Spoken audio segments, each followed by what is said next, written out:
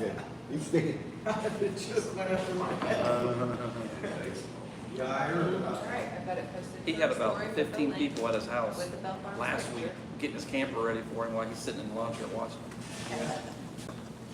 That's the way to do it, right? And then when we all left, he just got up and walked off.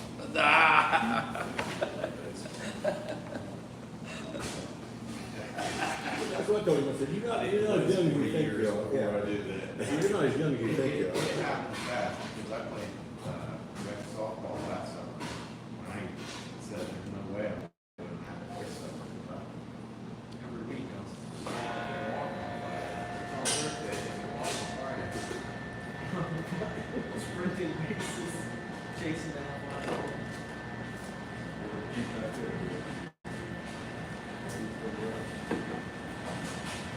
Yeah. And I walk the creek about there. Between 5 and 7 miles, one way, walk the same way back. Oh, y'all go fishing. Three times, 3 or 4 times. So when did you buy that house? We just moved in, You want fishing? Fishing, waiting in the creek. So you're not walking. but we closed. Well, it's in there. Okay, Yeah, let's it's in that big. Yeah, I'm not sitting on the bank. But we were renting on the beach until we found. Isn't it so much better than being in town? I mean, we moved from back up to Yeah. for groceries. Oh, it's so convenient, I know.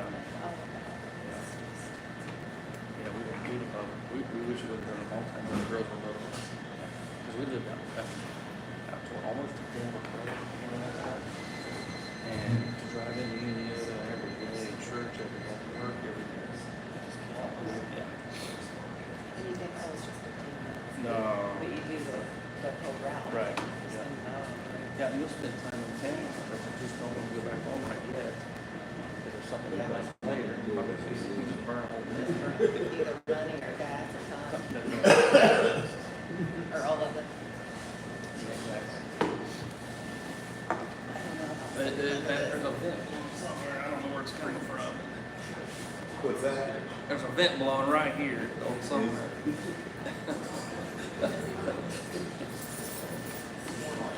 Yeah.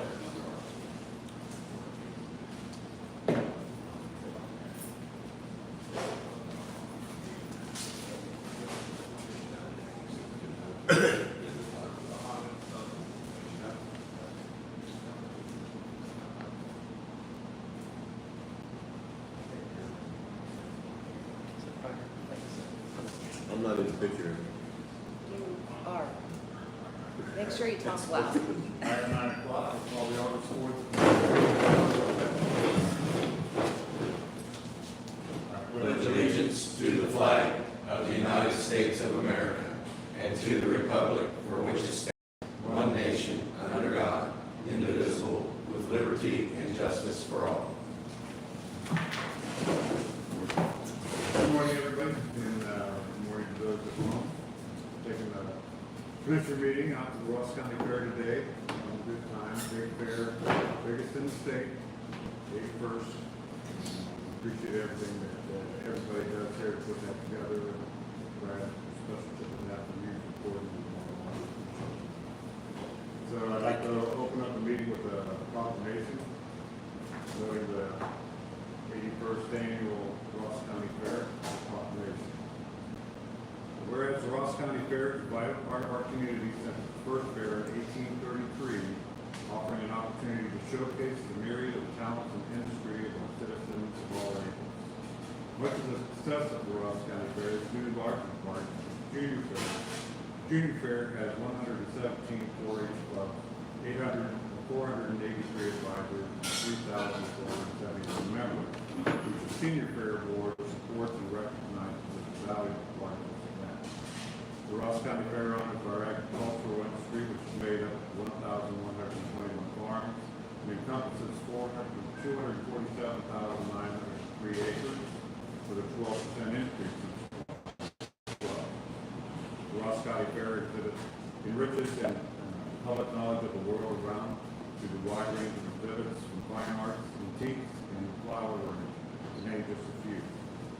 Ross County Board of Commissioners continue to encourage participation in the recognition of the diverse accomplishments of the county's youth from innovative partnerships with the Ross County Agricultural Society.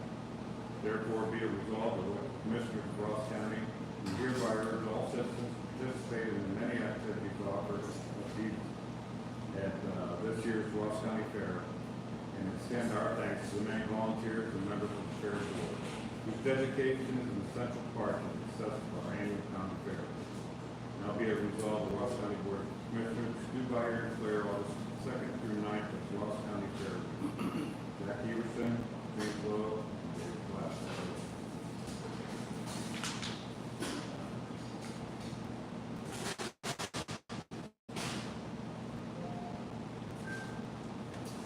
Do we have a motion to approve that? So moved. Second. Say aye.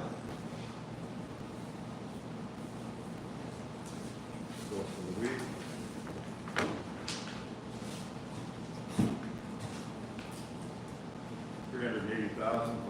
$380,579.26. $191,000. Appalachian Community Grant payment. So moved. I'll second the motion. All in favor, say aye.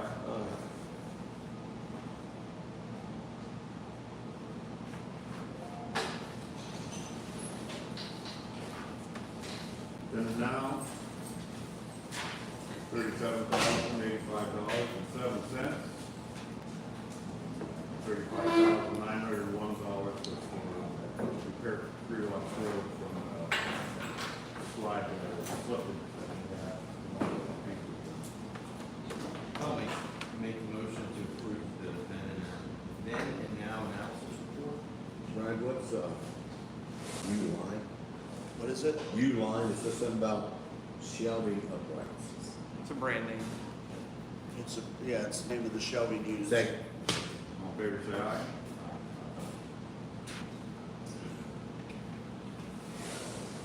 Morning. Good morning. Morning. How are we doing today? We're still awake. It just started. It just Oh, started. For a transfer of funds for the Ross County Sheriff from equipment to office supplies for $259.22. So moved. Second. All in favor, say aye.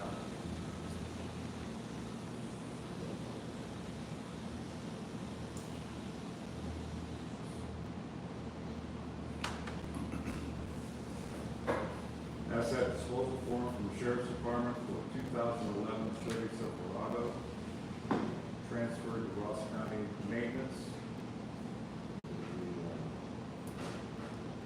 Jeff's old truck. Oh, so moved. Fair say aye.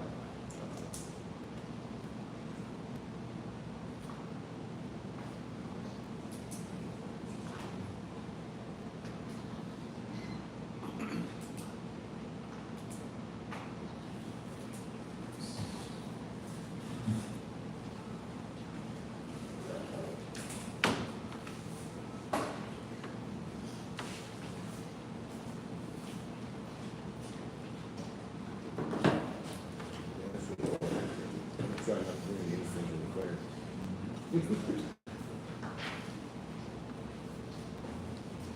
A resolution for the second part of the senior citizen levy.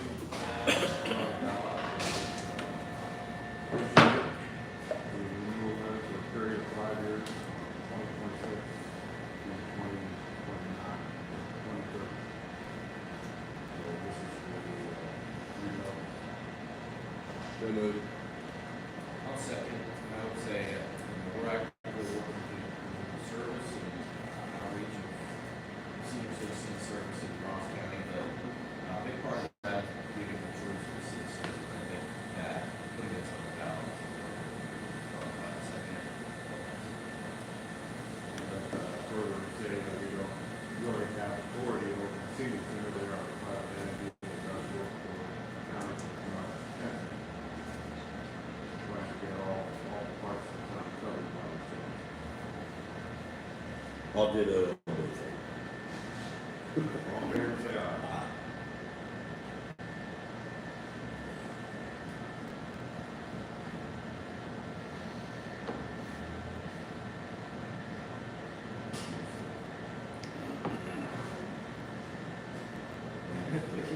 Almost will.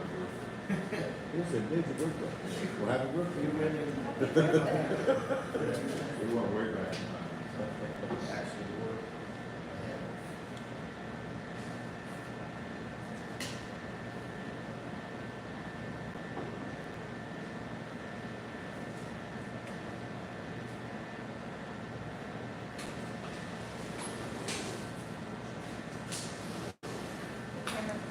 Go, guys.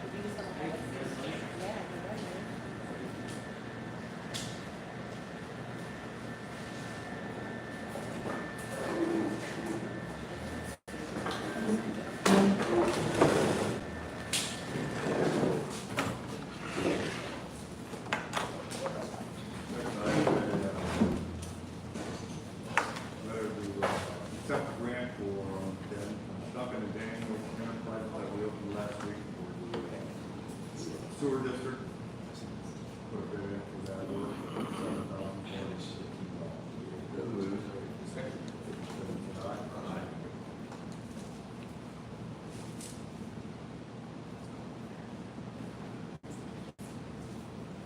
Juvenile Detention Center, July's expenses were $56,140.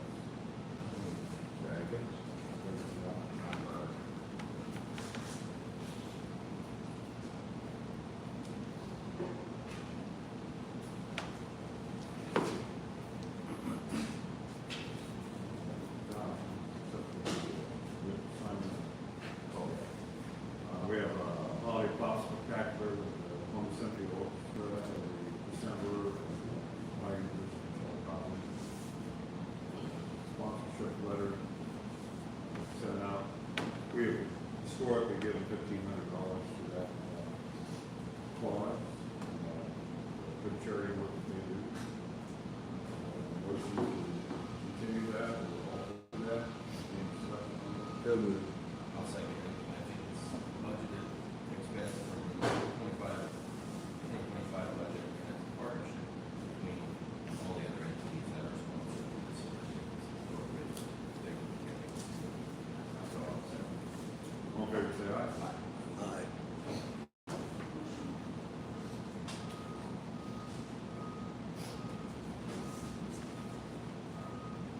You got the big one here. You do, Junior fair. yeah. Lorelai's 4-H junior on fair. her wedding. Yeah, she's got a test at Crown. Good morning, guys. As part of our meeting today, we wanted to make sure that we took time to recognize the fair, County Fair Week, which we just did here at the fair, but we also want to recognize the folks that make the fair happen. And so we have two proclamations here that we would like to present. First is to the Senior Fair Board. A proclamation recognizing Ross County Senior Fair Board. Whereas the Ross County Senior Fair Board has demonstrated unwavering commitment, leadership, and service to the citizens of Ross County through the organization and management of the county fair. And whereas the board tirelessly works to preserve and promote the agricultural heritage, youth development, and community spirit that defines the Ross County Fair, providing opportunities for education, competition, and celebration. And whereas the members of the Senior Fair Board dedicate countless hours of volunteer service to planning, maintaining, and improving the fairgrounds and events, ensuring a safe, inclusive, and enjoyable experience for all. And whereas their efforts positively impact not only the thousands of fair attendees each year, but also support local farmers, 4-H and FFA participants, vendors, entertainers, and civic organizations. And whereas the Ross County Senior Fair Board embodies the values of the community, tradition, hard work, and service. Now therefore let it be resolved that we recognize and express our deepest gratitude to the Ross County Senior Fair Board for their outstanding contributions and continued dedications to the betterment of Ross County. Let it be known that their leadership and vision have sustained and cherished an institution that brings pride and joy to the people of this county year after year. In witness thereof, I have a proclamation with the signatures of Commissioners Jack Everson, James Lowe, and myself. Brad, would you like to come accept the job?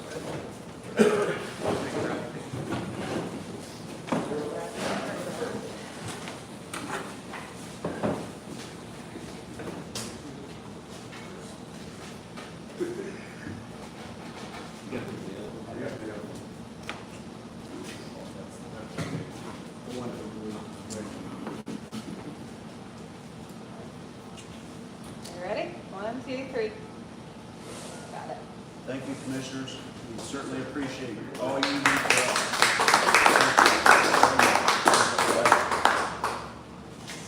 Get my chair out. Okay. Next we have the Junior Fair.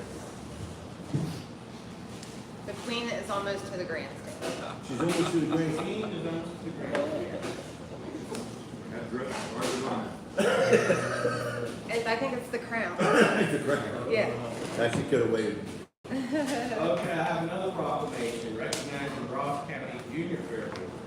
Whereas the members of the Junior Fair Board work tirelessly throughout the year to ensure the success of the Ross County Junior Fair, coordinating events, supporting exhibitors, and upholding traditions that reflect the values of 4-H, FCCLA, FFA, Boy Scouts and Girl Scouts, and whereas their efforts contribute significantly to the educational and cultural enrichment of Ross County, providing opportunities for young people to grow, learn, and lead through hands-on involvement in fair activities. And whereas the Junior Fair Board demonstrates exceptional teamwork, integrity, and enthusiasm, serving as role models for their peers and representing the future of our agricultural community.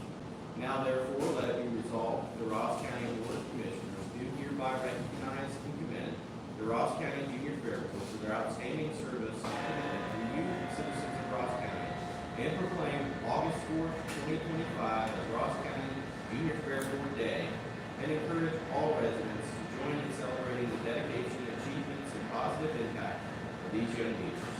In witness thereof, I have hereunto set my hand for this 4th day of August 2025 and cause the seal to be affixed. Commissioners Jack Everson, James E. Lowe, and myself, David Glass. Actually, we will go ahead and do the King's Speech, and we'll do it all. Okay. Yes. Okay. I'm not gonna go through all these was has and where has.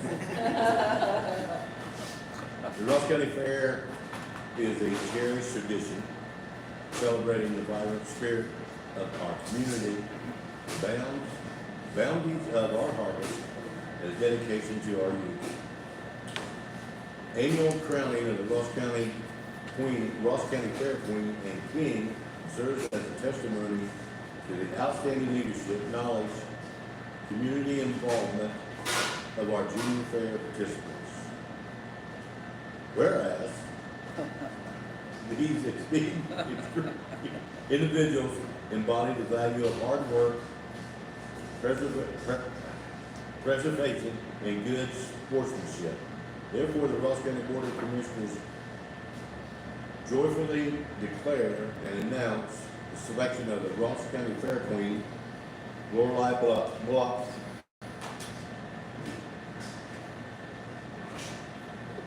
and Cameron, I'm gonna butcher this up. That sounds good. Thank you very much, guys.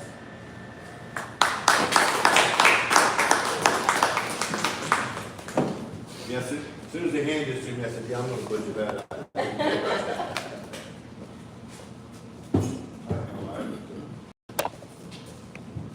That's you.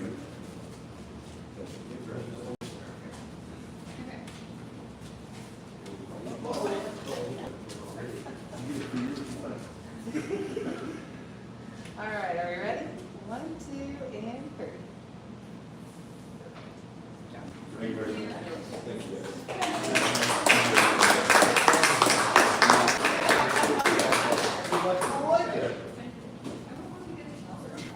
Does it count in Cambridge? Not a good one.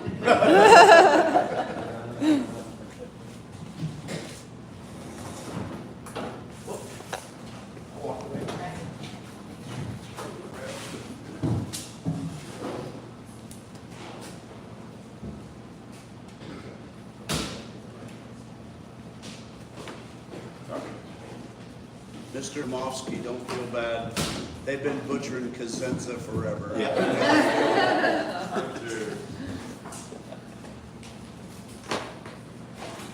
Before we get to Brad and any business you have, we have Mark Johnson sitting with us. Good morning. Brad, you have anything you'd like to say? Good Lord's blessed us with good weather so far, and I think we should give thanks for that. And hopefully, cool goes higher, hotter than 88 degrees. Thank you for the invite, and it's happy to be here. Thanks at the State House. We are officially on recess until September, so I've got time to spend in the district. Today we start out here at Ross County Fair. I think some of you know that I've taken on prison reform. We lost one of the best officers to ever walk through the gate at RCI, Andrew Lansing. One of the few people in Columbus that would say the state of Ohio failed Andrew Lansing. He shouldn't die. And they didn't. Bad policies failed to protect the livelihoods of our officers. There's a whole litany of problems within our prison system. I've got an 85-page bill to try to address that. But also, we're trying to look into the prosecution and the judicial side of it also. And I've done quite a bit of research on that. And it's apparent that we've got a backlog, as Highway Patrol says we have over a year's backlog of prison cases alone. And we are prosecuting about 20% of our cases here in Ross County. So Ross County is a county where we less than 80,000 people. So I compared it to other counties. Probably the closest, nearest county of the same size, smaller size than us, is Scioto County. Scioto County has a domestic court judge. He's just dedicated to domestic problems. And then they have two common police judges. We just have two common police judges to handle all the cases. Scioto County does have SOCF, which is Southern Ohio Correctional Facility, but it doesn't have the same amount of prisoners that we have here. We've got two prisons. We've got double trouble because across the street is Chillicothe Corrections, about 2,000 prisoners there.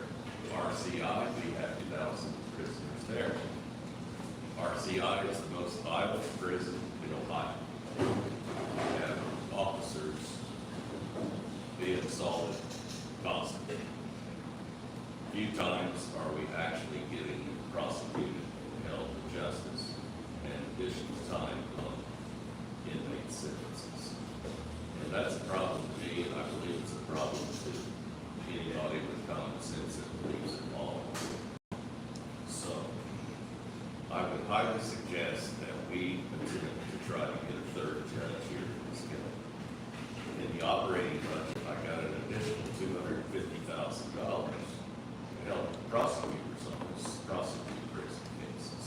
And that's available to us, and we've got to prosecute inmate Gannon, who murdered Andrew Lansing. It was a brutal murder. Andrew Lansing deserved much better than what he got. And so also,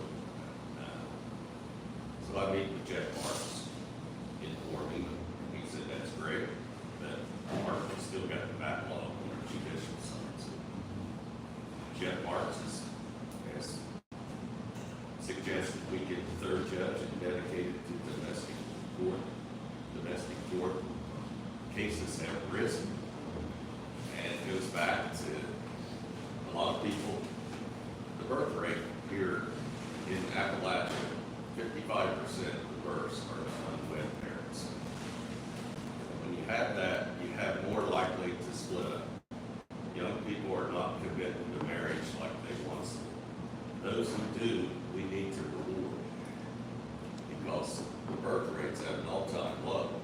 And we cannot continue our population rates if we continue to not have babies. You want babies to have a mom and a dad. So the birth rate's at an all-time low, marriage is at an all-time low, but domestic cases are at an all-time high. So I'm trying to make a case on why we need a domestic court judge. Because our two judges spend a lot of time just with domestic cases, arguing over child custody, and divorce is still time to get it wrong. So anyway, I would suggest we need a third judge, and that takes action from the legislature. And I will introduce a bill provided you guys are in agreement. And I think this is local government. You know, I look at trying to establish a circuit court judge system just for prison cases. Kentucky has circuit courts. The Ohio Constitution won't allow. The Ohio Constitution says the judicial side is a local government issue. But I believe the state, as we are getting a $250,000, that'll help the prosecution side. And if we can get all the cases prosecuted, we got court costs that we can help pay for some. We also will need an extra facility. We only have 2 courtrooms, or we'll have to go to a night court. Now, I don't know if that's conducive and friendly for anybody having a night court. So we need an additional room that's, we can have a court system. And, you know, when I was looking at a circuit court, we could have court at the prisons itself. They have grievance rooms out there that prisoners oftentimes bring grievances. It's still not the same as court. So that's what I'm suggesting to our county, that we look into it, do your own research. I'm just making suggestions here, not saying to act on anything today. I want you to look into it, because we've got a grave problem.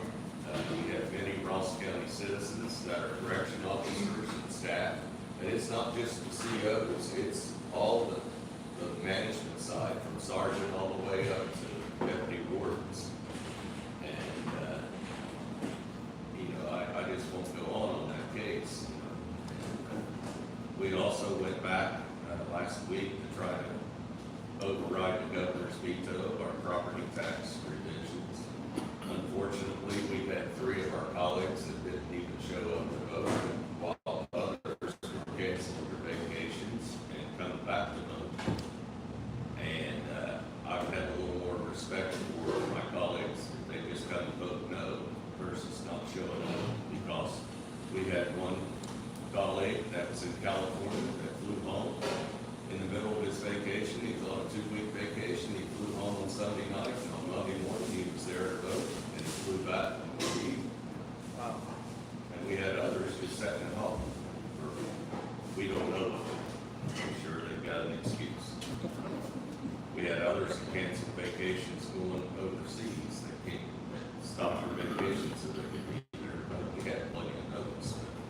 But the property tax situation, we was trying to give the county government tools so you could control the assessments. And a lot of people think the state of Ohio gets part of your property tax. We do not get $1 in property tax. Actually, property tax costs the state of Ohio $2 billion a year in our homestead exemption. And in the operating budget, we added where counties that have extra funds can match our homestead exemption. You know, that you're taking one tax to pay for another tax is what homestead exemption actually is. And, you know, real property tax reform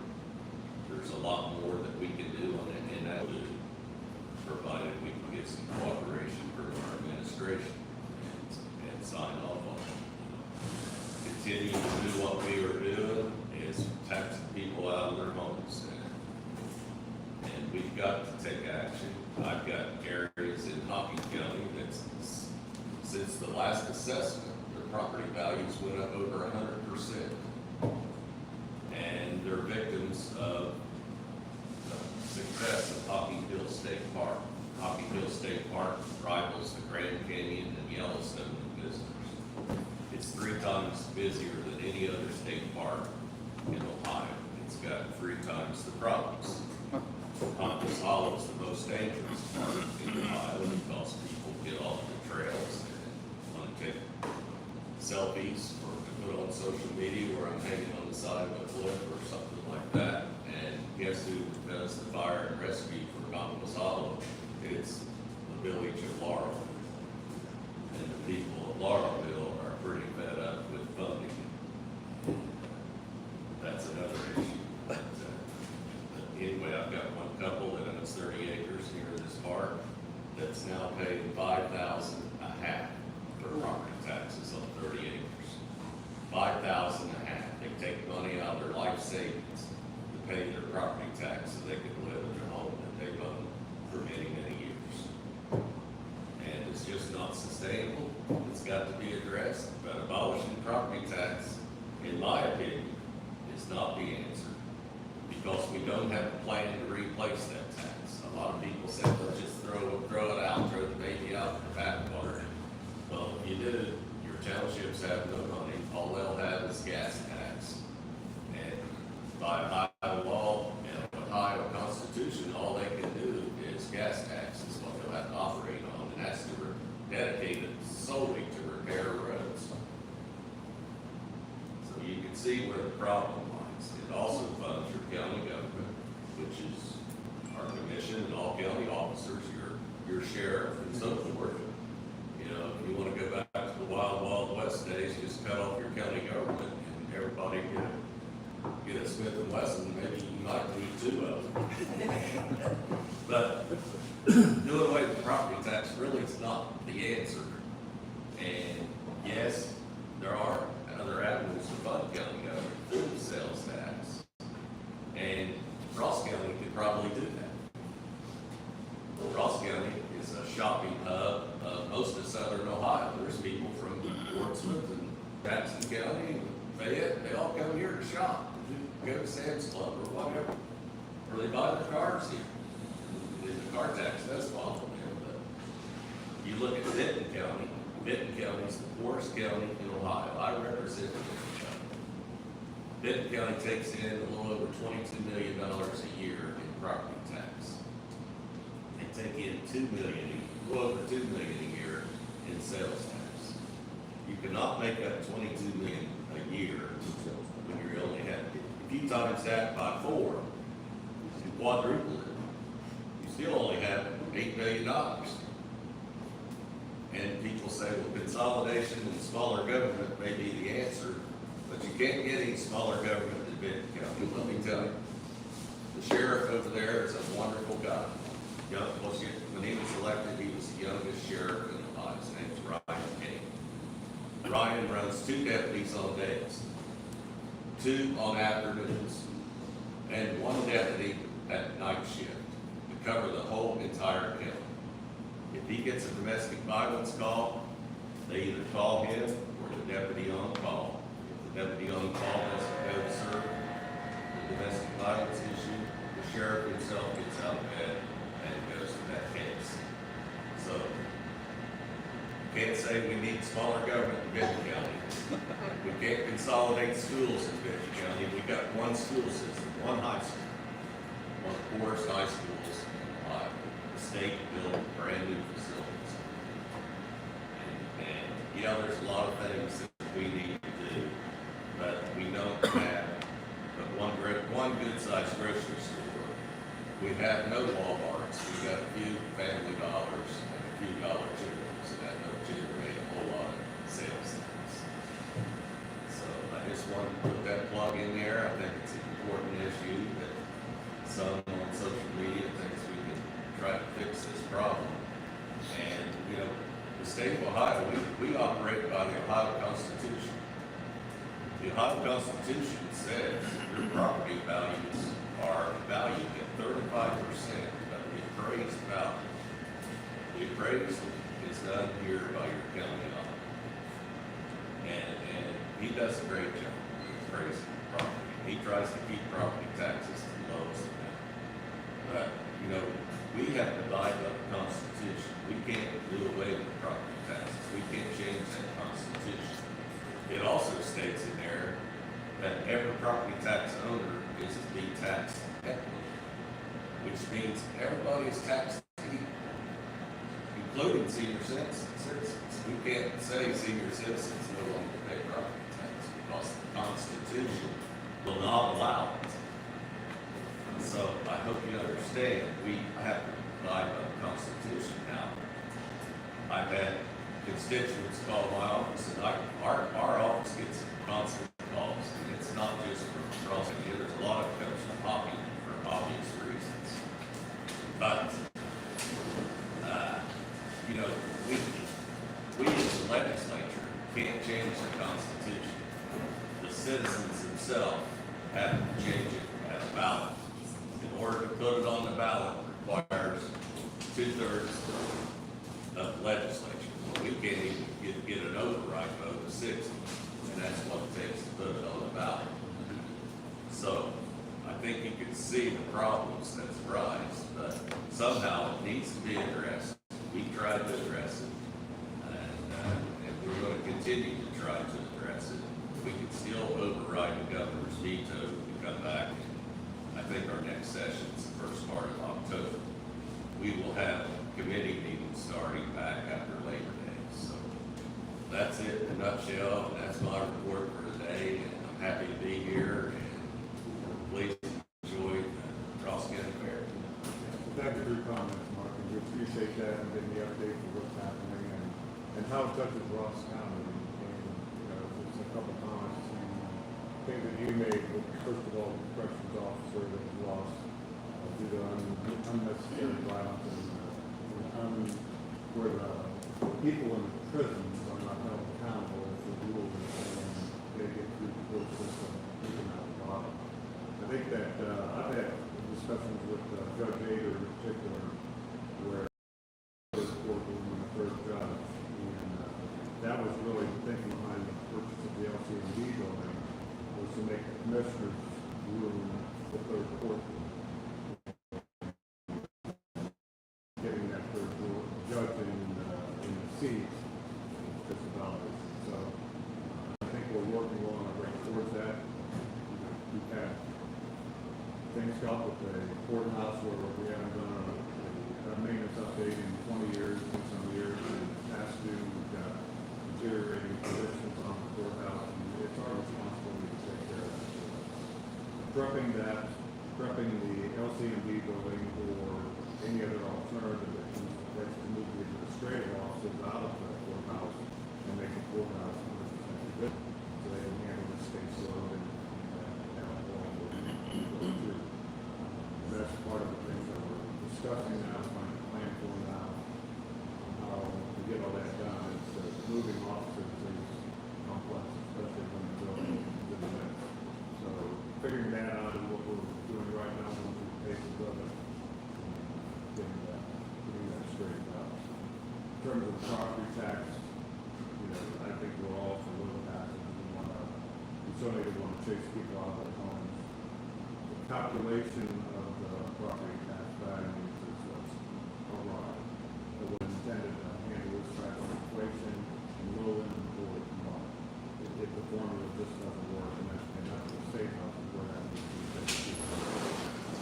So, you know, Ross County moved last year to lower the property tax rate for all residential property this year, and that was going from 2.1% down to 2.4%, which was led by our auditors, give credit where credit's due, and we accomplished that. You know, we have to have discussions now, well, if we can, the tax board cannot lower it anymore. If there's anything that we can do to get a balance between income and expenses, to lower it even more the numbers have to prove that we can support the service. We are not meant to have funds as a county government. We have enough money to pay our expenses. And we don't need those extra taxes. We can pay our bills with the existing, well, actually, you go back to 2022, we can probably meet our bills at that tax level. So there has to be something creative that comes along that we can give our homeowners relief without dismantling the whole system and rebuilding it. We try and replace property tax and sales tax. That's going to create a whole different monster for everybody when they go buy the services that they have. So we don't feel that's the right answer either. But we do admit fully, truthfully, wholeheartedly that something needs to be done to replace our system. So we appreciate your position on that, bringing that up. Is there anything else on that?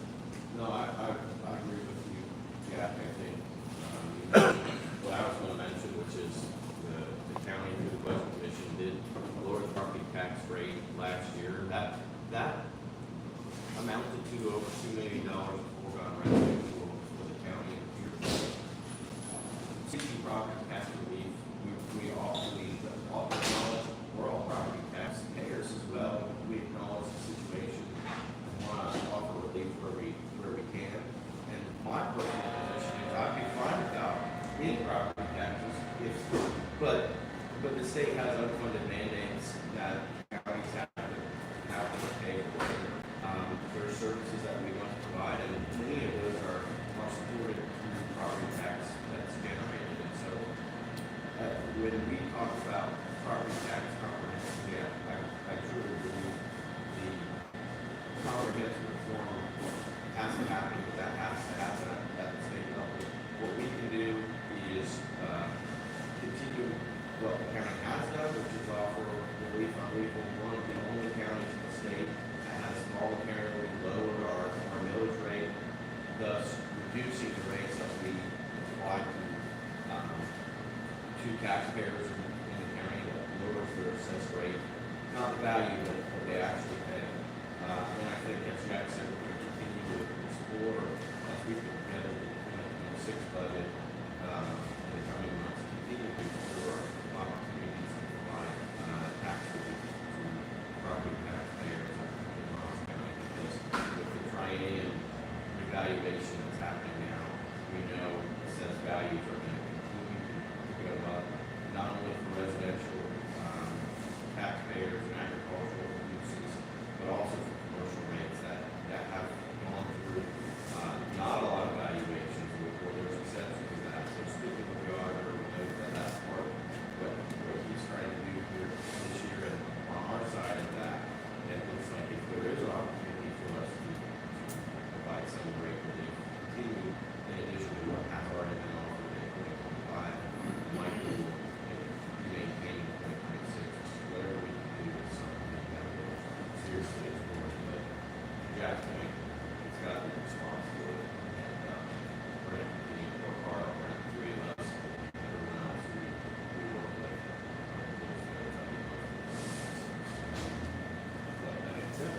You mentioned the budget commission, and most of the public doesn't understand what a budget commission is. A budget commission is your county auditor, your county treasurer, and your county prosecutor. They get together to assess. It starts with your auditor and treasurer's office. They look at carryovers of all the taxing entities and see what they was going to do. And part of what we was doing in the legislature that the governor vetoed was to empower this budget commission to go the next step and say, hey, you've got a lot of money, you don't really need this amount of money. And right now, they have to voluntarily give it back. But we just going to allow the budget commission to look at the carryovers. If you're carrying over 125% annual income, you really don't need any more tax dollars. And that is what we was trying to do. The governor thought that it would be too much of a change, but we got to take action and try to make property taxes affordable. And that was what our intent was,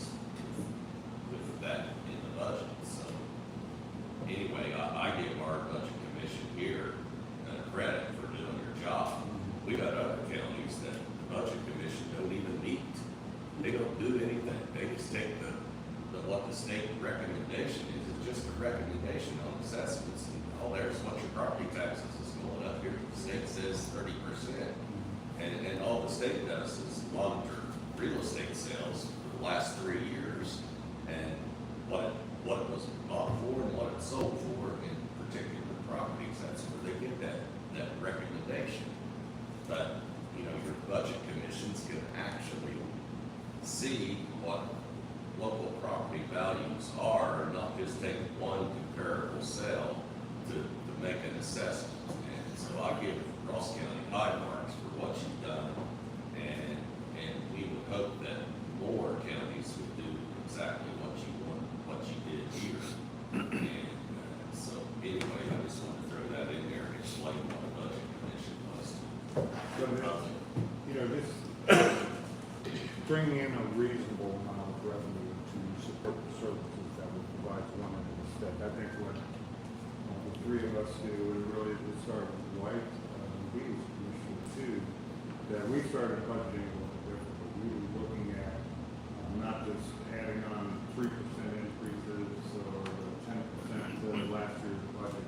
We go line by line and evaluate the last 3 or 4 years of spending in that category. There's a significant jump in the ask for the new budget in that category. We ask why and what is it going to be spent on. Now, with the inflation that we've experienced over the last 4 years, it's been to use a projected number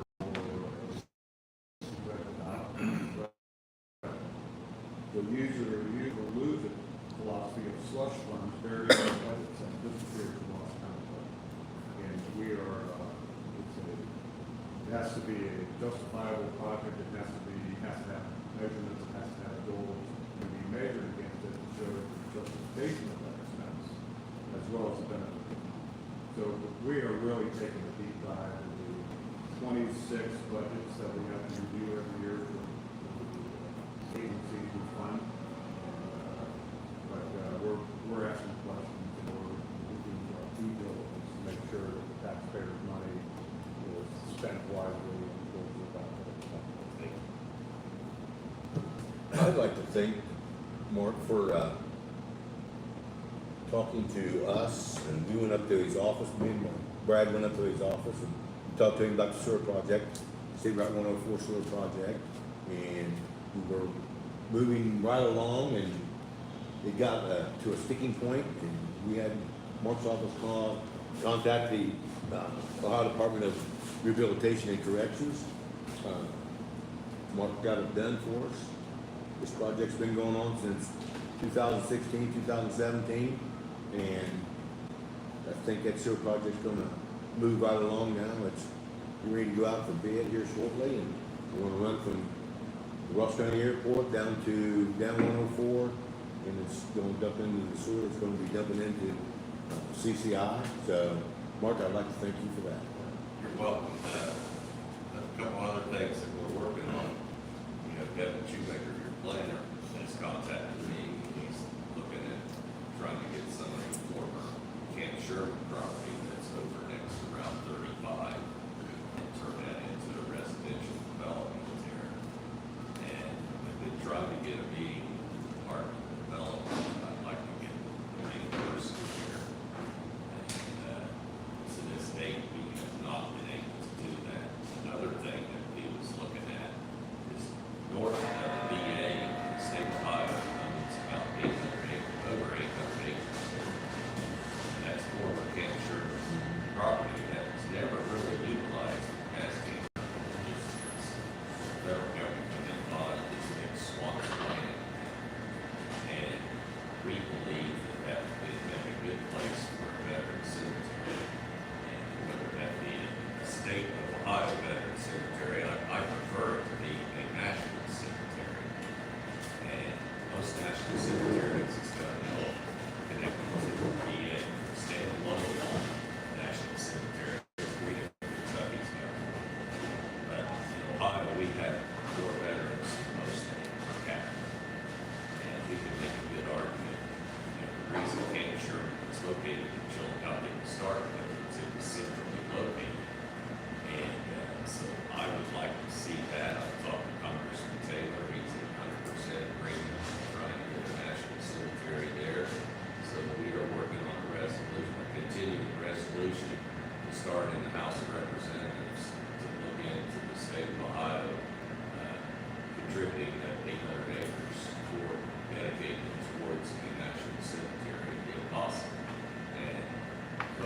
state federal cemeteries are funded by federal funds. We can't get it to be a national cemetery. Get it to the state cemetery. There is a growing need for veterans, because the Dayton Cemetery is projected to be full by the next 5 years. So people are just dying to get in, as you know, in the cemetery. But I think that's something that would bring more people to Ross County, something we can be proud of. We're utilizing that acreage there that's not getting much use out of it. It's a beautiful place to work. Thank you for allowing me to be here. Mark, first of all, thank you for being here. Thank you for representing our community well. I think folks would, folks know you because you're out in the district, because you spend your time, you spend your treasure, you support causes for the community. And I think we all acknowledge that, recognize that, and we thank you for being here with us today. One thing I'd be remiss if I didn't just stick a bug in your ear for. As Jack mentioned, we're working on, and actually we're actively in investigation, pre-construction elements of the courthouse project. We know that the courthouse needs that, there's elements of it that can no longer be avoided. As we go through the 2026 budget process, we're going to have to make some decisions and we're going to fund that project. Right now, we're exploring how and how we can do it within the constraints that exist in our budget. But put a pin in it, stick a bug in your ear. We know that the biennium capital budget is next year. We don't know yet if it will be a need or how it will be. But I think that we will be, if we're in a position, we would greatly appreciate consideration from you and from your colleagues in the General Assembly for supporting and taking care of Ohio First Capital. Our courthouse, where it exists, it itself was built after the founding of the state of Ohio. The location is at, it's the same, exact same location as the first state house in Ohio, Ohio's first capital. And we've got a beautiful historic courthouse that's operational for today. And so, as we explore opportunities, we certainly would welcome collaboration, partnership with you, determine what level the state might be able to supporting us in maintaining our beautiful historic courthouse at Ohio's first capital. Well, David, we have the capital budget coming up this fall, and we will make an ask for that. It wouldn't hurt on a lot of these issues that you guys investigate and make an ask as a resolution, something like concern you. You know, here's what we're doing, here's the value of what we need. And I can tell you this, the state of Ohio will fund renovation of the courthouse through the capital budget. They'll pay a small portion. And you take whatever you can get, and there's also maybe some community block grants through the federal government. You know, right now, there's been a lot of restrictions on community projects, as you guys have watched the news. But it doesn't ever hurt to ask and think outside the box wherever you can get funds for such projects. And just because you're told no one time, 6 months later, it may be a yes, you keep asking. And so I would suggest that we get together, make a request to the capital budget. Our office will notify you those we have made.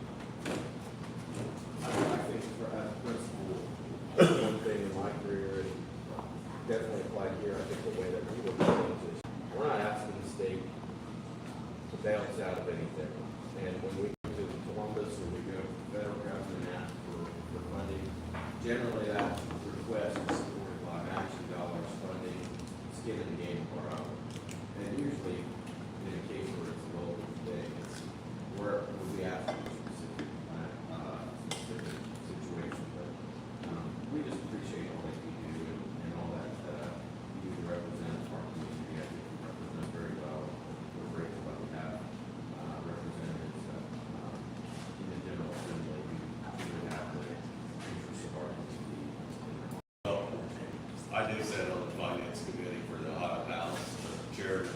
Mark Stewart, who's a Chillicothe native, and he knows us very well.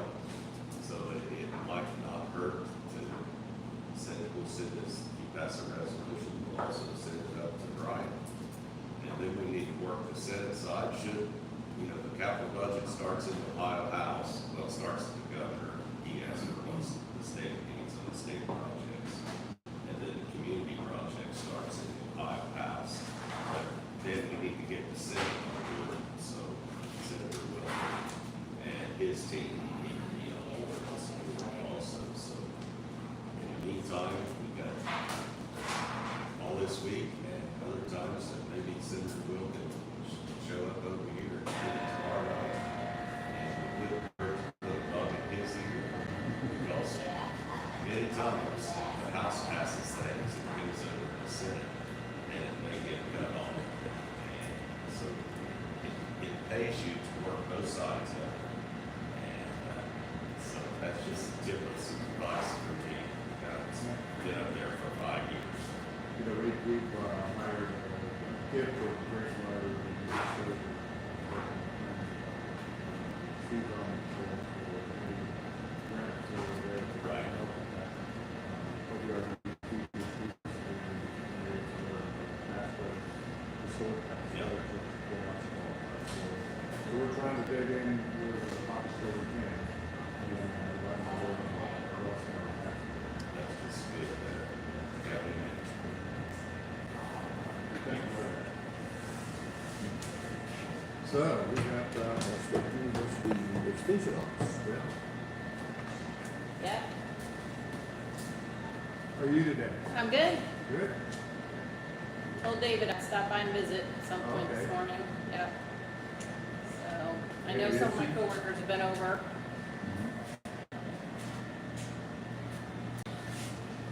You're on camera now.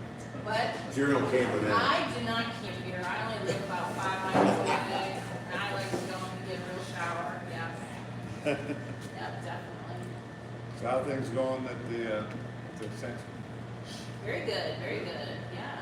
So Sunday was real busy. We all talked about how it used to be kind of a ease in, and now the fair seems to be very heavy loaded for us. Like the first 3 days are super busy, and then it kind of goes down. But yeah, so I was involved yesterday with the booth judging, which is a lot of our clubs have all their exhibits set up. And ladies that are now court to focus on things that are big review, and they'll be doing activities with the junior fair buddies on Wednesday, and then our style review on Friday. So it's kind of nice to put younger face to some of those skills that relate to our homes and to just being a good adult. Cook your own food and all those kind of things. And so we've got 9 youth, 8 young ladies and 1 young man. They're a fun crew. We've only had them about 4 years. They're kind of a new group for us. We appreciate your hard work and that logistic community involvement and engagement that makes this the biggest, best county fair in the state. So you're part of that. We appreciate everything you do. See David's kids over there. Yeah, I got 2 in Clove Buddies. Thank you, Lisa, for stopping by. We offered some proclamations and accommodations to junior fair board members, senior fair, junior fair. So we know it's a lot of work that goes into this week for all involved, including extension. So thank you for being here and helping make everything that happens here happen. Yep, it's a team effort, definitely. It definitely is, yeah. Thank you. Brad, you got anything? I think you all received the email from Austin Musser this morning, so he has a RFP for our fixed base operator at the airport ready for us to review. I believe he sent it to all of you as well. And then he was asking about on the 18th how we were going to meet, because I thought he wanted to meet at the airport. So can we get Kathy to work on that agenda to where maybe we go right lunch or something?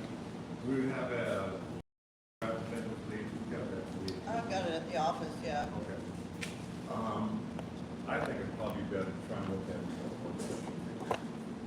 he says in that email that he wants to try to do it before 1, because he's Before, going to be back at 11. Yeah. Yeah, so if we could do it, maybe before we break for lunch, maybe just go out there and do a lunch and whatever out there. Whatever our recess time is, before we schedule the airport. Because he has to be, he wants to have it done, he wants to have it before 1 o'clock.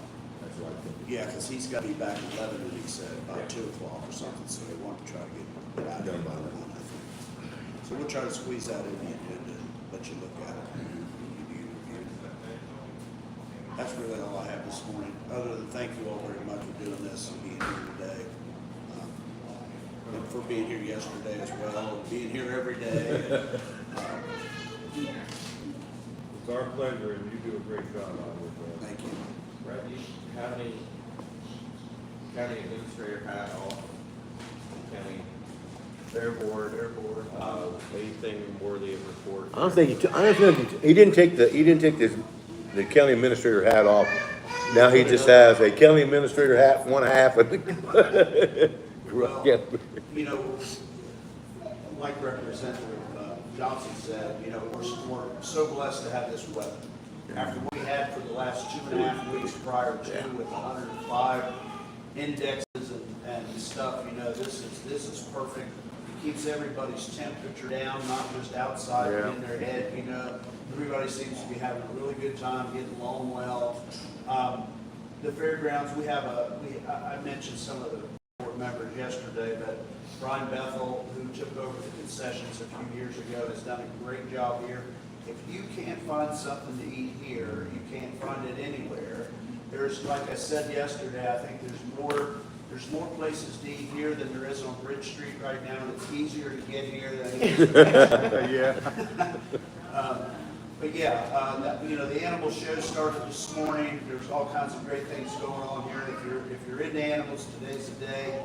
There's a goat show this afternoon. There was a showmanship cow show this morning. It just gets better as far as I'm concerned. You know, watching kids show animals is the reason I got on the fair board. We do this for the kids, and it's all about the kids from now on.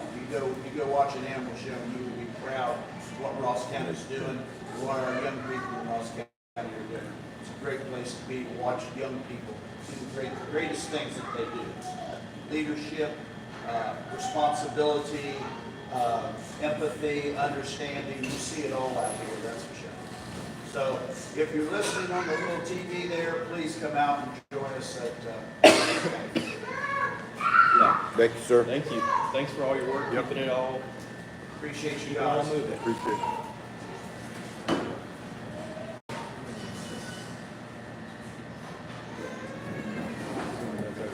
Yeah, that's good. Oh, yeah. Don't forget you got Debbie back. We can move him up. Yeah, you guys can do it. Yeah. You guys want to go ahead and start now? We got time. We got time. I don't know if I can follow that right there. Once he said Bridge Street, he had it, you know what I'm saying? So, how y'all doing today? All right, how you been? Oh, good morning, gentlemen. Good morning. Today, I'm not here to ask you for money. That's refreshing. I mean, welcome. But today, I'm here with Joshua Thacker, who is my outreach manager. So, and what we're here to do is just to give you information about what we call an OTP program here in Chillicothe, which is Anchor Addiction and Wellness. And just to let you know what we're doing, some new things that's getting ready to see here in Ross County, and not only Ross County, but here in Appalachia, Ohio. So, just to let you know that we have been in business here well over 10 years. We've changed our name. It used to be Chillicothe Acute Care Clinic, and now it's all Anchor Addiction and Wellness. We changed about like 2.5 years ago. And what had happened was at that point in time, it was basically what we call opiate-based treatment program. You came in, you seen the doctor, you did what you had to do. He sent your prescription over to CVS or Walgreens, whatever. But we changed ours about 2.5 years to the opiate treatment program. And what it does is, if you're on Medicaid and qualified, we can issue and we can get better control of your medication at our program. That program is our program. That portion of it is governed by the DEA, SAMHSA, State of Ohio, border pharmacy. It's like 2 or 3 other things. We have, and also, we have a mechanism in our programs called Lighthouse, where any client is in there is broadcast on OTP so that they cannot be double dosed. So that's kind of like what we have a doctor, we have an MD, which is our medical director, I'm the program director. We also have nurses, LPNs, and things that's there that's very experienced. We still do counseling. We have case management services. We refer you for vocational services, and we also help those who are in need of local resources here, such as housing. Of course, we only can refer them from housing. We don't own any here. What we came here today is just to let you know about what our program is doing here, some exciting things that have come, and I'm going to let Josh tell you about that now. Good morning, gentlemen. As Jody said, my name is Joshua Thacker. I'm the outreach coordinator for Anchor Addiction and Wellness. Not only am I that, but I'm also a substance use counselor with 9 years experience with both substance use and mental health. Before that, I spent 10 years in the medical field, so I've seen both sides of everything. As Jody said earlier, Anchor Addiction and Wellness Center is an outpatient substance use treatment program where we offer medication-assisted treatment, individual and group counseling, case management, and crisis intervention. Crisis intervention is to the community, so they don't have to be our patient. If they show up in crisis, we will help them on site. If we can't do something for them, we will gather information. We will connect them with other resources as needed. We come before you today to openly discuss the newest implementation of our ever-growing program, mobile medication units. This will be Ohio's first offered program like this. The purpose of these units is to better assist those suffering from opiate use disorder that live in the rural and underserved areas. We as a company, with the assistance from other state and federal agencies, have recognized the importance and drastic need for this type of program, not only in Ross County, but other Appalachian counties as well. I'm a numbers person. I'm sure some of you are too, so I'm going to throw out some numbers to you guys. If you have questions, let me know. I'd like to highlight some of the national statistics gathered from the Center for Disease Control and the Substance Use and Mental Health Services Administration in regards to Ross County alone. From January 2024 until December of 2024, there were a total of 35 overdose deaths within the county. In 2023, there was a total of 50 overdose deaths. Ross County was able to reduce the number by 15 overdose deaths within the year, adding to the statewide reduction of 9% since 2023. Great numbers. Probably some of the lowest ones I've seen in Appalachian County. Some other counties have 35 or more. We would like to highlight the fact that we're not looking to take over any existing programs. We know in Ross County, there are 3 opiate treatment facilities, us at Anchor Addiction, Brightview, as well as Pinnacle/Chillicothe Treatment Services. We do recognize that there are other OBOT facilities where they can see a doctor and they pick their prescription up at a pharmacy. We want to work with the community and other partners to help combat the opioid epidemic rather than eliminate other programs. We would like to work hand in hand with these programs, local agencies, healthcare providers, and community organizations to create a county-wide team approach. Our mobile medication units would remain flexible with scheduling and placement of our units to ensure the community and residents remain safe and unbothered by our program efforts. The areas that I've been able to identify in Ross County that would benefit greater from our services rather than in town would be areas like Bainbridge, Londonderry, and Kingston. A lot of people don't have the means of transportation to make it in town to do any type of treatment services, and those areas need assistance as soon as possible. This program is designed to assist counties with reducing the barriers and accessibility to services, assist with the improvement in community health outcomes, support the local healthcare infrastructures, as well as extend the reach of services. Our current timeline for a mobile medication unit is to be ready to serve the community is projected to be middle to late fall. We are projected to potentially hit the road with our units by the end of September. They are currently in production right now. They are scheduled to be potentially completed by the end of August. But with these units, we are inspections from the Drug Enforcement Agency, the Board of Pharmacy, CARF, and the DEA. As part of these units, we will have daily capability of tracking community impacts, including overdose rates, patient retention, including reporting and feedback to our local partners, continuous improvement based on the community input. What I mean by that is if somebody is on probation or parole, have other obligations that need to fulfill, we pride ourselves on getting reports sent to those officials as quickly as possible or when requested. We try not to let anything ever slip through the cracks. We are always constantly engaging with our clients and community partners now as it is. We'd also like to discuss the utilization of the Octangie Park, specifically the pool parking lot, since I do know the pool closes down the 17th this month, so we'll be free and clear of any children or any obstructions. For our media launch, this media launch will include news stations, newspapers, and other state's officials, including the possibility of Governor Mike DeWine coming to show a coffee. The media launch will assist us with spreading the word about our medication units, as well as show a united front to end the opioid epidemic. Again, we are committed to helping support Ross County reduce and end the opioid epidemic. We would like to schedule a more, formal meeting with ourselves, county mayors, police chiefs, and the county sheriff's departments. I say thank you again for taking the time to kind of hear about our program, and I'm able to answer any questions that you may have. Well, thank you guys for coming in and providing that update. We appreciate that. Jody, is this part of the reentry program? No, sir, it's totally a separate program. Okay, Yes, that, sir. Yes, sir. But we do work with the reentry program to make sure that they have they can avail our services if needed for those who have. well, I sit as vice president of the Hill Partnership here in Ross County, which is going to be kind of overseer of the coordination of the plan.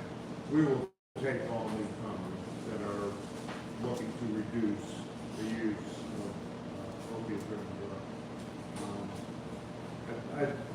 I think you should reach out to them, or I can have Dr. Gates reach out to you. I have an email out to Dr. Gates, but I know he's a very busy man. Very busy man. So I don't want to push him too much, but I do have a communication line started with Dr. Gates. I am on the Hope Partnership Advisory Committee too. So, Okay, good. yeah, we've been talking to him. Like I said, Dr. Gates at any given time in different areas, but I think we're also a sponsor, a named sponsor on the partnership also. So, We have, we're developing a new 5-year strategic plan for the partnership, and 35 overdose deaths is good, but it's not zero. So we're not done. yes, sir. And, the more data we collect, the more methods we use to guide our decision making on attacking this problem is paying off, I think. And it also, we have to target eliminating use after we get done with eliminating overdose deaths. Absolutely. So, because it's one thing if Narcan goes up and the deaths go down, that's a trade-off. We're not handling the habit, and that's the root cause. So, and that goes 100,000 different directions depending on the personality and the problems that the users have, and those are different than the people. So it's hard to corral all of that. Yes, sir. And determining motivation to start taking opiates and then getting out of hand. We have a lot going on in the community. There's a lot more. There's good funding available from One Ohio now for justifiable projects that have a multi-county reach. I think having multi-county participants in the continuum of care for somebody going through the recovery process is not only beneficial but integral in its success, because it takes them out of the target area of use and all the influences that led to that use, and just place them in some other county for a portion of the treatment, is really doing them a favor. So that's what I'm saying, all the players we can get, the better this is going to work. It takes about a year before we take it. Yes. It's not a 28-day outpatient clinic, and you're done. That's a little. So it's a part of the process. But we have to identify that little chain of events that leads to successful recovery, and where are the gaps and fill those gaps. So having another player in the deck, we welcome that. And appreciate what you guys are doing. guys have a brick and mortar office? or- Yes, we do. It's located here in Chillicothe. It's located off of Medical Drive, which is right beside Lowe's. Lowe's, yeah. Yeah, where all the other medical offices are. Well, I just wanted you guys to put that out there because, you know, some people don't know that this is going on, where they can get help from and stuff like that, so. Right. Yes, and that's where my job comes in, is to push our program out in the community. Thank you very much. And if you get the city council to sign off on a media event for the Chillicothe swimming pool parking lot, maybe we could rent a service center, service center parking lot. It's bigger, it's more wide open. We'll definitely be talking to them because also OMAS's statewide media is also being handled too. It's going to be handled to them. So we'll definitely get with the county, with the city park and recreation to see what they say, and hopefully get in front of the city council too to announce what's going on here also. So. Yeah, you got a second. And if you ever need to get a hold of me, you have my number and everything here, so you can also call me. Like I say, I'm the local director to outreach, so you can always get what you need. Thank you guys very much. All right, thank you for your time, Thank sir. you, see you later. I have a few pamphlets for you guys, just highlighting a little bit more Sounds of our good. program. Josh, can I use that paper? This one? Yeah. You want my whole speech? Help us with the notes, help us with the notes. Thank you all. Thank you very much. Thank you so much. Good seeing you again. See you, Jimmy. Thanks, sir. You're welcome. Thank you, gentlemen. Have you got anything, man? Have you got anything? Yeah, before. I was getting a little silly too. She can't turn the air down, the air like she does in the office. So do we have, recess? I'll make a motion. I think we're gonna make, I'm gonna make a motion to adjourn. Okay. All right.